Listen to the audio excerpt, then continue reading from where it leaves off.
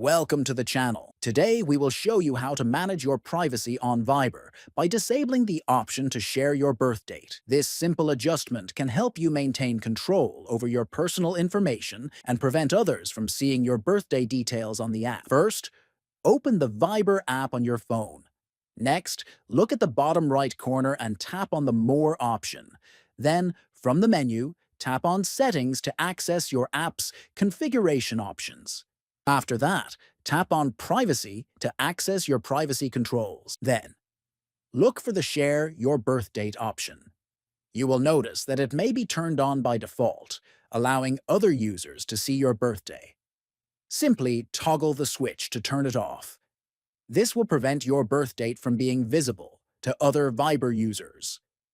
Finally, exit the Settings menu and return to the main screen. Your changes are saved automatically, and your birth date will no longer be shared with others on Viber. This ensures that your personal information stays private while using the app.